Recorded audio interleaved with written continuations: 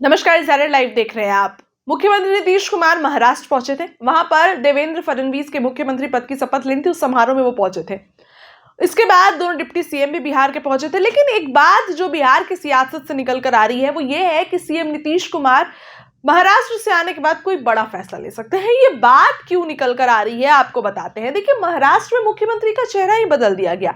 जो है एकनाथ शिंदे ने काफी कुछ जद्दोजहद लगाया था। वहां पे लड़की बहन योजना जो है वो लाया गया और उस योजना के तहत ऐसा कहा गया था कि उस योजना के तहत बीजेपी को जीत मिलने में काफी मदद मिली। देखिए, अगर बात कर लड़की बहन योजना की तो ऐसा कहा जा रहा था कि इसी योजना के तहत तो फिर भी एकनाथ शिंदे को वहां बदल कर देवेंद्र फडणवीस को मुख्यमंत्री बनाया गया।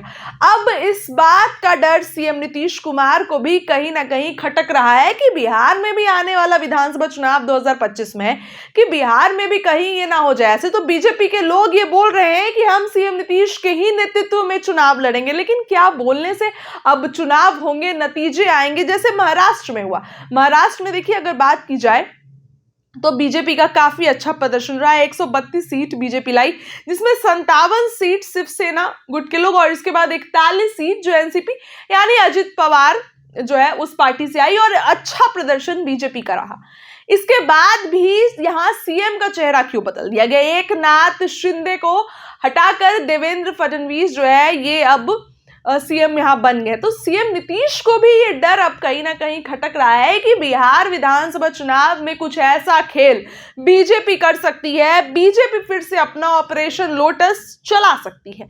जिस तरीके से महाराष्ट्र में सीएम का चेहरा ही बदल दिया गया और एकनाथ शिंदे को जो है वो हटाकर देवेंद्र फडणवीस को बना दिया गया, इस बात की देखिए चर्चा 12-13 दिन हुई और उसके बाद काफी मंथन हुआ, काफी बातें हुई और उसके बाद आखिरकार देवेंद्र फडणवीस को यहाँ का मुख्यमंत्री बना दिया गया। सीएम नीतीश, आने वाला विधानसभा चुनाव है, सीएम नीतीश कोई बड़ा फैसला लेंगे। हालांकि सीएम नीतीश यहाँ पर शामिल होने पहुंचे थे और एक बड़ा मैसेज दिए थे कि एनडीए के साथ है। सीएम नीतीश मंच से भी ये बोलते हैं कि 2 बार हमने गलती कर दी और किन्हीं लोगों के चलते हम उस पार्टी में चले गए, महागठबंधन के साथ चले गए, अब नहीं जाएंगे। लेकिन सीएम नीतीश जो है कब क्या बोल दे और कब क्या कर दे कुछ पता नहीं चलता है। बिहार में 20 साल से सीएम नीतीश राज कर रहे हैं, किंग मेकर की भूमिका कही जाती है। वही सीएम नीतीश के बारे में मैं बात कर रही हूं जो एक रात बोलते हैं कि सब कुछ ठीक है और अमित शाह से फोन पर और अगले दिन वो पैदल चले जाते हैं महागठबंधन में शामिल होने।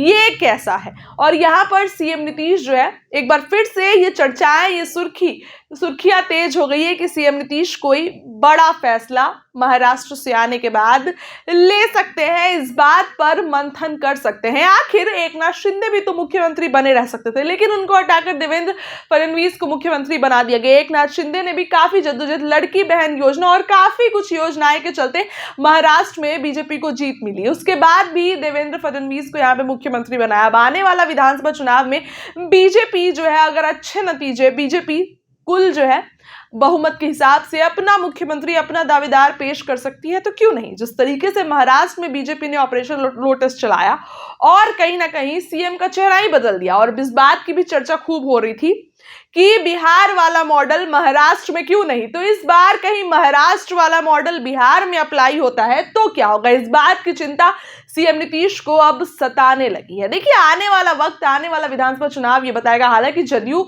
नंबर 1 की पार्टी बनने में पूरी ताकत झोंक दी है। सीएम नीतीश कार्यकर्ता जो है सम्मेलन कराते हैं, उसके बाद वो खुद भी यात्रा पर निकलने वाले हैं, काफी चर्चाएं हैं। लेकिन अब महाराष्ट्र से आने के बाद सीएम नीतीश कोई खेल कर सकते हैं, इस बात की चर्चाएं बहुत सुर्खियों में बनी है। महाराष्ट्र से ही ये खबर निकल कर आई है कि सीएम नीतीश के दिल में कुछ ऐसा चल रहा है। जिस तरीके से महाराष्ट्र में खेला हुआ बीजेपी का ऑपरेशन लोटस बिहार में भी चल सकता है।